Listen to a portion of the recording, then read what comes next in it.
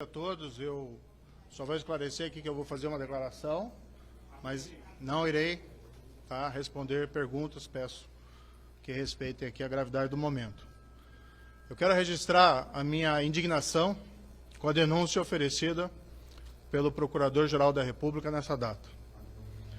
Na sexta-feira, pessoas que eu desconheço, mas mal intencionadas, editaram fragmentos de uma fala, tiraram essas falas de contexto e publicaram na internet com o único objetivo, vamos deixar muito claro, com o único objetivo de me indispor com o Supremo Tribunal Federal.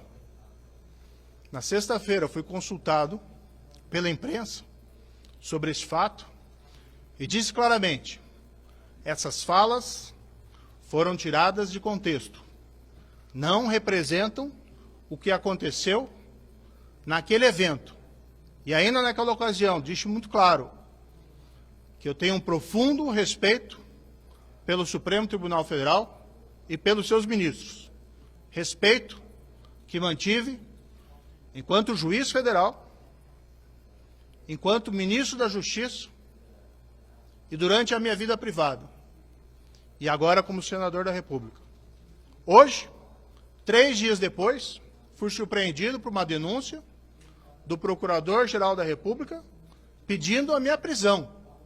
A prisão de um senador da República, sem sequer esclarecer como esses fatos ocorreram, sem sequer ter realizado a minha oitiva para que eu pudesse esclarecer, e ignorando completamente as explicações que eu dei daquela fala, que não representa o que eu penso, uma fala infeliz, num contexto de uma brincadeira, mas que foi claramente manipulada e editada por aquelas mesmas pessoas, e aqui evidentemente que não refiro ao Procurador-Geral da República, mas por aquelas mesmas pessoas que buscam atualmente me incriminar falsamente em outros processos, com o objetivo de me indispor com o Supremo Tribunal Federal.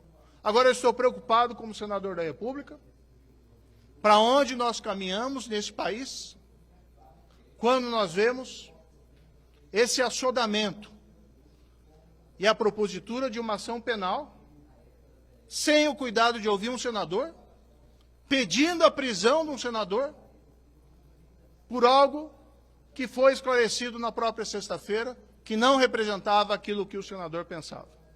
Me preocupo, dentro desse mesmo contexto, em que o governo federal busca cercear a liberdade de expressão. É claro que ela não abrange ofensas, é claro que ela não abrange ameaças, mas claramente, naqueles fragmentos que foram editados e manipulados, não há nenhuma acusação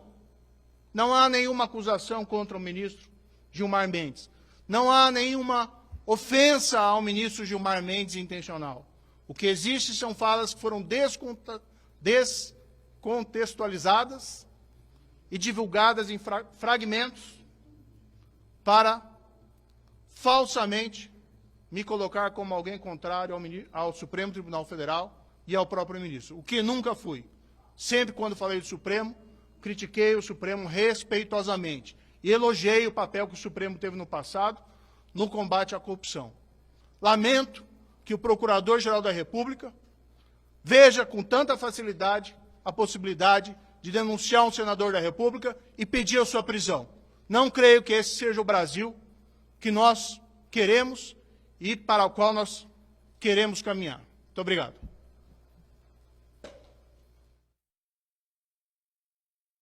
Vocês já conhecem, essa é uma CPMI para impedir que as investigações que já estão existindo aconteçam.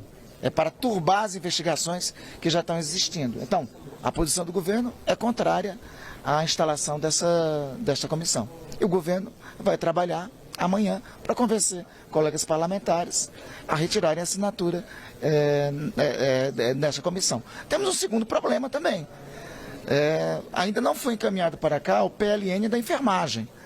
É uma pergunta que temos que fazer aos colegas deputados, ao Congresso Nacional, se irá fazer uma sessão do Congresso Nacional sem apreciar o PLN da enfermagem para garantir um direito histórico desses trabalhadores. Senador, a proposta das emendas dos parlamentares que retirarem a assinatura ainda está de pé? Não sei essa proposta. Não, essa proposta eu não conheço. Essa proposta é novidade para mim. Sei da onde. Existe esse trabalho para tentar retirar que essas assinaturas sejam retiradas do requerimento? Existe trabalho de convencimento, de conversar. Porque, veja, eu quero reiterar para vocês a natureza da CPI. Não é uma CPI para investigar. É o caso inusitado de uma CPI para turbar a investigação. Então, por isso que não queremos. 100 pessoas em investigação no Supremo Tribunal Federal essa semana. Ou seja, a investigação já está rolando, o julgamento já está rolando. Então, a CPMI não faz sentido nenhum. A investigação já está acontecendo e o julgamento já está acontecendo. Então, não faz Pessoas sentido essas que serão julgadas amanhã. Amanhã começará o julgamento do Supremo Tribunal Federal. Exatamente amanhã. Qual é a ideia dessa CPI? É turbar a investigação que existe. É só essa. Qual a expectativa do governo? A expectativa é que não tenha CPI. Mas agora, diante do cenário, É que não se considerando instale. que neste momento tem as assinaturas, se continuar nesse cenário de hoje para amanhã, esse requerimento vai ser lido, qual vai ser a estratégia do governo para evitar que esse requerimento... Nós vamos conversar com a sessão na sessão do Congresso, vamos trazer uma outra argumentação. Nós vamos fazer uma sessão do Congresso sem apreciar o PLN que estabelece margem orçamentária para o pagamento do piso da enfermagem. O Congresso quer mesmo isso, quer não votar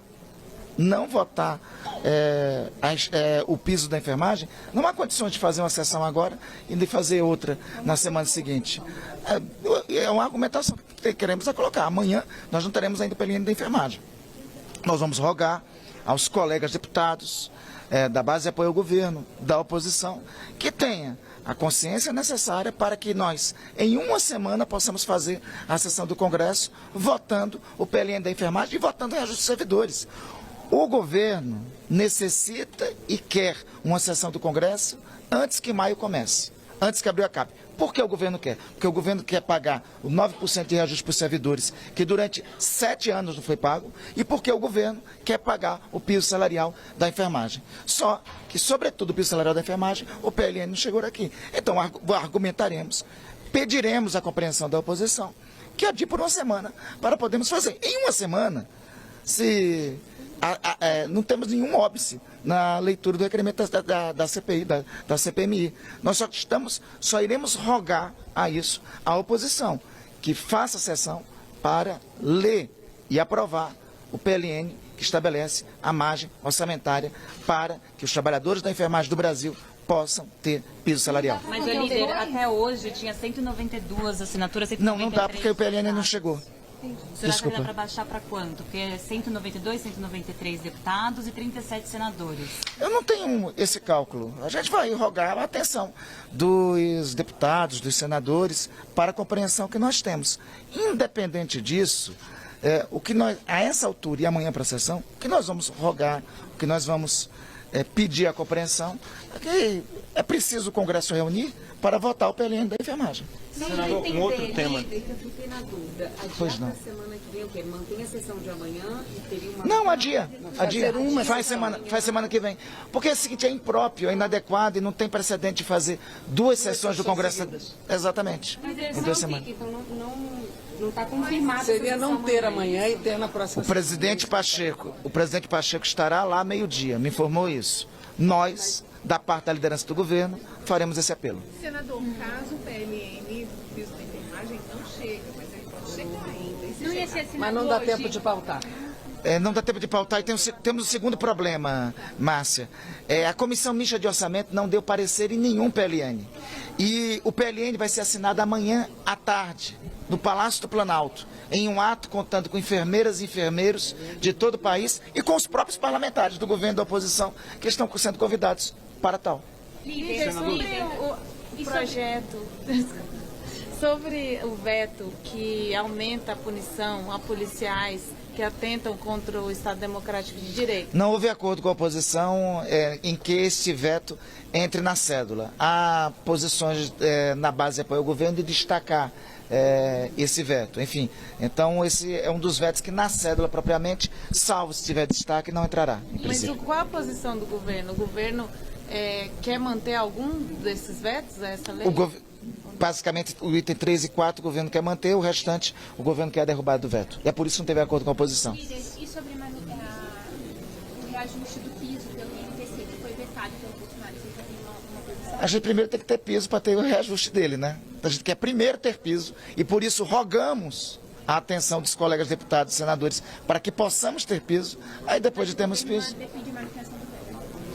O governo defende que não pode corrigir, fazer correção de algo que ainda não existe. Vamos primeiro ter a existência, para aí podemos ter correção. Senador, um outro tema agora, também para amanhã, sobre o arcabouço fiscal. Ele deve chegar aqui? Chegará.